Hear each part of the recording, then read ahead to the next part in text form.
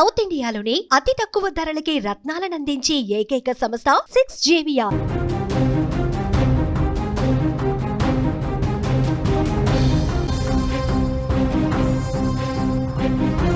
సిద్దిపేట జిల్లాలో వాగులో చిక్కుకున్న ముగ్గురు రైతులు క్షేమంగా బయటకొచ్చారు. సిద్దిపేట జిల్లాలో భారీ వర్షాలకు పోతారెడ్డిపేటలో వాగు ఉధృతంగా ప్రవహించింది. పొలానికి వెళ్లిన ముగ్గురు రైతులు బుధవారం చిక్కుకుపోయారు. రాత్రి నుంచి వారు సాయం కోసం ఎదురుచూపులు చూశారు. రాత్రంతా బిక్కుమంటూ ప్రాణాలు అరచేతిలో పెట్టుకొని సాయం కోసం ఎదురు చూశారు. బుధవారం రాత్రి వారిని కాపాడే అవకాశం లేకుండా పోయింది. దీంతో స్థానికులు ఆహార పొట్లాలు కట్టి వాళ్ళ వద్దకు విసిరి ధైర్యం చెప్పిన పరిస్థితుంది. గురువారం ఉదయం ఆ రెస్క్యూ బృందాలు రైతులను క్షేమంగా బయటకు తీసుకొచ్చారు. రైతులు బయటకు వచ్చాక వారి కుటుంబ సభ్యులు కూడా హత్తుకొని కన్నీళ్లు పెట్టుకున్నారు. తమను క్షేమంగా బయటకు తీసుకొచ్చిన రెస్క్యూ బృందానికి ధన్యవాదాలు తెలిపిన పరిస్థితి ఉంది. ముగ్గురు క్షేమంగా తిరిగి రావడంతో అక్కడ అందరూ కూడా ఊపిరి పీల్చుకున్నటువంటి పరిస్థితి ఉంది. ఎందుకంటే మనం చూసాం, సిద్దిపేట జిల్లాలో దుబ్బాక, గజ్వేల్ నియోజకవర్గాల్లో వర్షం బీభత్సమే సృష్టించింది. ప్రజ్ఞాపూర్లో భారీ వర్షాలకు ఊర చెరువు పొంగి పొర్లింది. గజ్వేల్ ప్రజ్ఞాపూర్ ప్రధాన రహదారిపై వరద ఒక్కసారిగా పెరిగింది. మర్కుక్ మండలం చేపర్తి గ్రామ సమీపంలో కొండపోచమ్మ సాగర్ కాలువకు గండిపడింది. తొగుట మండలం చందాపూర్ గ్రామంలో కూడా వర్షాలకు ఇళ్లలోకి వాటర్ వచ్చింది. బుధవారం రాత్రి నుంచి గ్రామస్తులు ఇబ్బంది పడ్డారు. సిద్దిపేట జిల్లా కొండపాకలో 18.9, కొనకకొండలలో 18.3, కొమరవెల్లిలో 17.3, తుక్కపూరు 16.78, గజ్వేల్ 16.85 సెంటీమీటర్ల భారీ వర్షపాతం నమోదైంది. మొత్తం కూడా అక్కడ లోతట్టు ప్రాంతాలు పూర్తిగా జలమయం అయిపోయింది. ఎందుకంటే ఆ వాగు పొంగి ప్రవహించేసరికి ఇంకా ఊళ్ళోకి రాలేని పరిస్థితి ఏర్పడింది. ఆ రైతులందరూ కూడా సాయం కోసం ఎదురు చూశారు. ఆ ముగ్గురు రైతులు నిన్న సాయంత్రానికి సంబంధించినటువంటి విజువల్స్ మీరు చూస్తూ ఉన్నారు. ఆ ముగ్గురు రైతులు ఇంత ఈ స్థాయిలో ఆ వాగు ప్రవహిస్తుందని చెప్పి వాళ్ళు ఎక్స్పెక్ట్ చేయాల. రాత్రంతా అటువైపే ఉన్నారు. వాళ్ళు సాయం కోసం ఎదురు చూశారు. ఆ రాత్రి సమయంలో ఆ చీకట్లో వాళ్ళని కాపాడే ప్రయత్నం చేయలేకపోయారు. ఎందుకంటే అంత ఉధృతంగా, అంత వేగంగా ఆ వాగు ఏ విధంగా ప్రవహిస్తుందో మీరు చూడండి. తర్వాత చీకటి పడింది. చీకటి పడిన తర్వాత వాళ్ళకి ఆహారం అందించే ప్రయత్నం చేశారు. వాళ్ళకి ఇటువైపు నుంచి ఆ ప్యాకెట్లో నుంచి ఆహారం ఏ విధంగా విసిరేస్తున్నారు మనం చాలా స్పష్టంగా చూడొచ్చు. సో వాళ్ళు ఆహారం అందుకున్నారు, అక్కడే వాళ్ళు ఆహారం తిన్నారు, అక్కడే సేద తీరారు. ఉదయాన్నే, గురువారం రోజు ఉదయాన్నే వెంటనే డిఆర్ఎఫ్ సిబ్బంది అక్కడికి వెళ్ళారు. ఎన్డీఆర్ఎఫ్ బృందాలు, పోలీసు అధికారులు, అధికార యంత్రాంగం అందరూ కూడా శ్రమించి వాళ్ళని సేఫ్గా ఇటువైపు తీసుకొచ్చారు. అప్పటి వరకు కూడా వాళ్ళ కుటుంబ సభ్యుల్లో ఒకటే టెన్షన్, ఒకటే ఆందోళన. మా వాళ్ళు క్షేమంగా తిరిగి వస్తారా రారా? ఆ వాగులో వచ్చేటప్పుడు ఆ వాగు చూస్తే అంత వేగంగా ఉధృతంగా కనిపిస్తుంది. కాలు లోపల పెడితే చాలు కొన్ని కిలోమీటర్లు కొట్టిపోయేంత వేగంగా ఆ వరద కనిపిస్తోంది, ఆ వాగు కనిపిస్తోంది.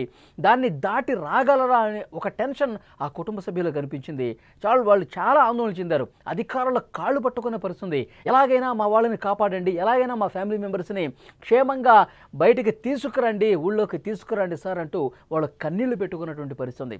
ఎప్పుడైతే ఉదయాన్నే అధికారులు రెస్క్యూ చేసి అక్కడ సహాయక బృందాలన్నీ కూడా శ్రమించి చాలా అంటే చాలా సేఫ్గా ఆ ముగ్గురు రైతుల్ని కూడా ఇటు తీసుకొచ్చారు.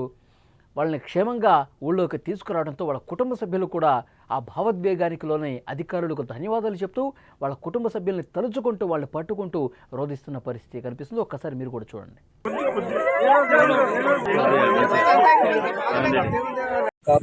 యంత్రాంగానికి, సిద్దిపేట వీళ్ళందరికీ మా ధన్యవాదాలు. సిద్దిపేటలో ప్రస్తుతం పరిస్థితి అదే విధంగా ఉంది. సిద్దిపేటలో వాగులు వంకలు పొంగి ప్రవహిస్తూ ఉన్నాయి.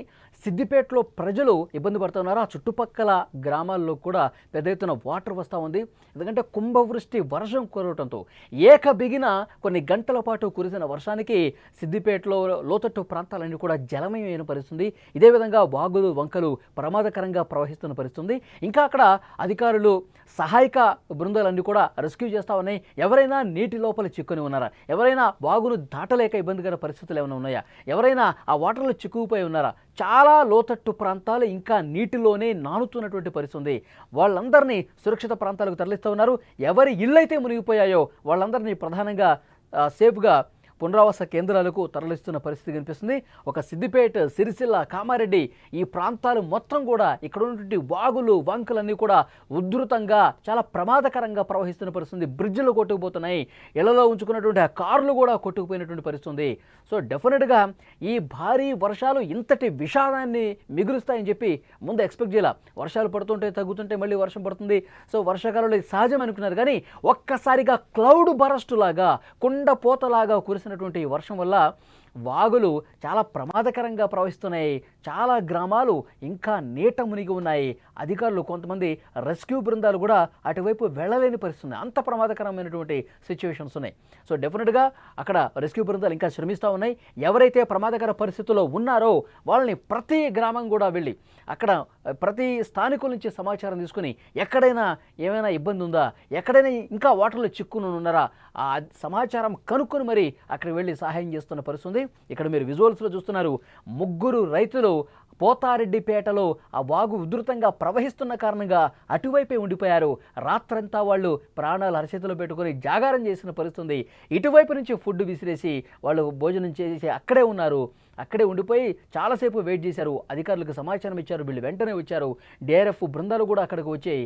ఈరోజు ఉదయాన్నే వాళ్ళని సేఫ్గా గ్రామంలోకి తీసుకొచ్చినటువంటి పరిస్థితి ఉంది.